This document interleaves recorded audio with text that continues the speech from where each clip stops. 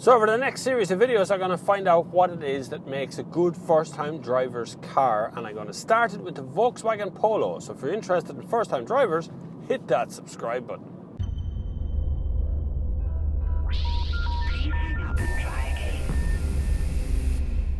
So a question I get asked a lot on the Sunday service, and I'm asked a lot in the comments of the YouTube videos, is what is a good first-time driver's car? So I went out and found one for you, which is the Volkswagen Polo. Now we'll be testing a series of these, including the competition to this car, the new Fabia that's on the way, the Ford Fiesta and so on. But this is what I want to look at first, because bang for buck, size of car, type of engine selections, all that sort of stuff is absolutely catered for in this one vehicle. This is a 1 litre, 65 brake horsepower CL model, so a basic kind of a standard spec car, we'd call it, something you can just pick up in your local dealership. No special options on this car at all.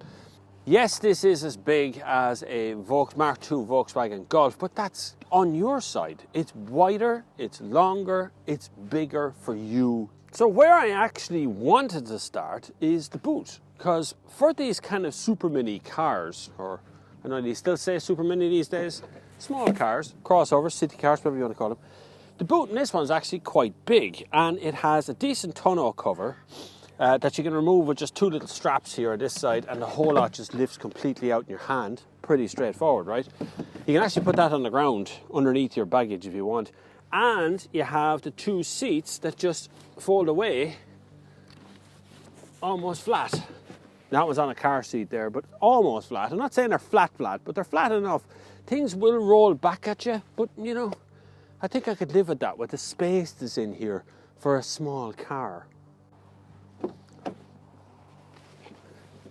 So you can see that the boot's quite a big space. In here is also quite a big space. There's plenty of room here for me and the passenger, and in the back seat we have enough room possibly for 3 people. Now, as a first-time driver's car, I'm looking at this in a slightly different way than the way I look at someone who's upgrading to this. So really you want something where your mates are happy, and you're happy, and everyone's happy driving around the place. That's where, of course, 2 USB ports up the front are vitally important, one for either side to charge. And you have Apple CarPlay, Google Android, Android Auto it's called now, of course, and MirrorLink, all on the one touchscreen system that has the knobs, lads. The knobs are here. The volume control is there, of course, and you have all your radio stations, you have media, you have phone, you have voice, you have apps, you have sound, you have car, you have everything on the one screen right there in front of you. Works perfectly. I have dual zone climate control on here as well, which of course gives me that same knob control, which is very important. There's parking sensors front and rear on this one. And then that's kind of it on the options that are down on the middle here. On my steering wheel on this one I have cruise control. I think that's a standard option on the CL model. And I have the trip computer thing built into the middle of it. Also, it's a really quiet little engine. Listen. The little purr that comes from the engine is very pleasant. It's not loud, never gets annoying when you're ticking over at that. On the drive, which we'll have a look at in a minute, it's a different story. On the dashboard, we'll just turn it off again. On the dashboard, the materials here are actually okay. Not saying they're going to be groundbreakingly beautiful, soft material to use, but they work. They're not reflective, they're not in your face too much. There's some nice little details to them. You do get a very decent sized glove box. You do get good storage bins front and rear. You get nice and big cup holders. And you get a centre armrest here as well with a little holder thing in the centre. The door pockets can easily manage a 2 litre bottle of water easily and swallow it up as it is. So small city car, it isn't inside. So moving away from the front for a second and looking into the back, I've set this seat up for me. Easy peasy, lemon squeezy fit. Loads of room between me and the roof here. I can fit my whole fist between me and it. But that's it really here in the back, right? There isn't any more going on in the back here apart from some coat hooks on either side. You don't get grab handles, but you do get electric windows on both sides of this car, unlike some of the other ones that give you windy windows. But after that, it's a pretty standard affair. You can, from this seat, lower those other seats flat beside you, should you want to, but there isn't an armrest in the middle or an Ella involved in the back here at all. The door bends are actually fairly sizable, but there is zero here in the centre, so there's no vents and there's no USB ports in the rear. That should be addressed. So as I pull out of Little Vicarstown, which is one of my favourite places to hang out, I'll go running there, do some other stuff there as well, cycle here too, it's pretty cool. The little 1 litre on the Polo does a lovely job. And look, it's 65 horsepower. You're not going to win races. So there is a couple of versions of engines you can have for this car. I like this 1 litre one because it's kind of a decent all-rounder. Really good fuel economy. Honestly, 5.5 litres per 100 kilometres is pretty much average. No matter whether you're out in the motorway or you're sitting around a town the whole time, you got to shuffle through the 5-speed box, which is crisp and clean and smooth. There is a 1.5 litre TSI. I'll be testing that probably early next year. That's on the way. That's got a lot more horsepower in it, which will be interesting, but I'm not sure horsepower is what you want when you're looking at a first-time buyer's car. You want the smallest engine that's safe. So Mammy likes you to be safe, Daddy likes you to be safe. So the Polo is safe. Where like a Dacia Duster gets 3 stars, this gets 5. So that makes a difference.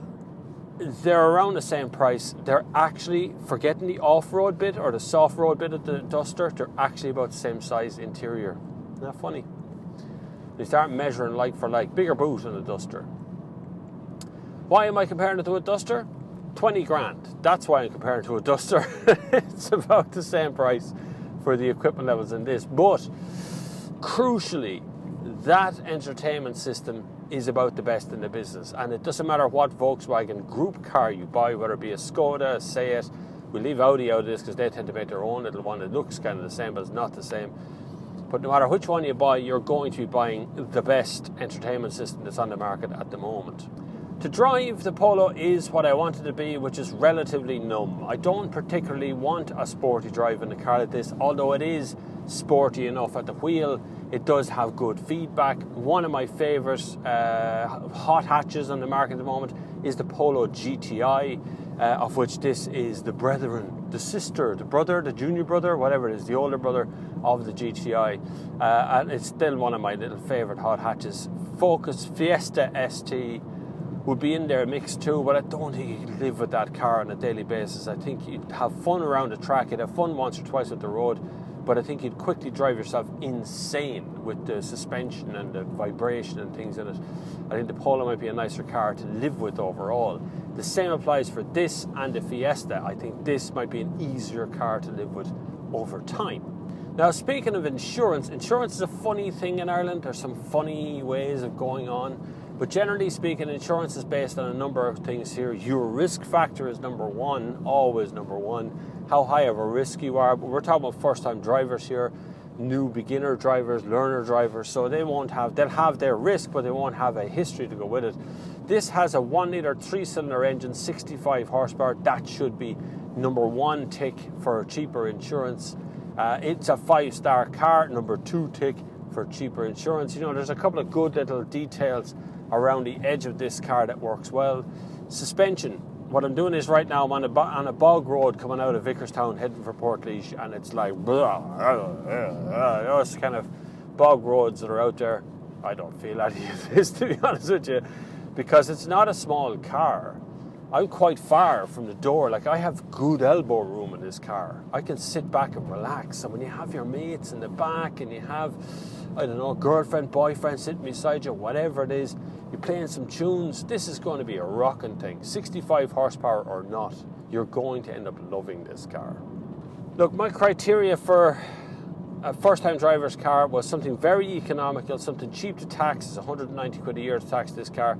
Something cheap to run, forget about it. Fuel economy, forget about it. 5.5 litre per 100 kilometres is as good as you're ever going to get, no matter what size engine you have. Performance, nah, that ain't happening. But you're a first-time driver. Lower your expectations of what you're able to get out of a car versus how much you want to pay for it. And affordability, you got PCP through Volkswagen Bank. You can put down a deposit, pay this over 3 years and pay off the balance at the end, or just hand back the keys if you're not happy with it on PCP. PCP has its own merits and demerits. Please check the details before you sign on the dotted line, anybody. But I think this car ticks all the boxes that I require for a first-time driver's car. If my daughter, who's only 10, but if my daughter was looking for a car, she was at that age, 17, 18 years old, I certainly would be looking at something like this. It's big, it's safe, it's good, you know. It's just an honest car with a decent entertainment system and a decent Apple CarPlay and the stuff the kids want in the car. That's the important stuff, right? Plus, us as parents get to go, they'll be safe in that car, it's fine. It's a Volkswagen. So muchas gracias for watching this far into the video. Hopefully by now you've hit that subscribe button, or have earned it at least. You can find many more videos like this on my channel, and there's many more to come. So hopefully you'll stick around and watch all of the rest of them, and join me on Sundays for the Sunday service. We're actually meeting. God, that's the 2nd of December. If you're watching this after the 2nd of December, I'm terribly sorry, but 2nd of December we're actually meeting as a group, as a pile of users. There's 31,000 subscribers. We're meeting on the 2nd of December here in Portlaoise, so that should be really scary. But maybe you'll be able to join us if you're watching between now and then. Hit the subscribe button, check the links down below. But until the next time, I will see you on the far side.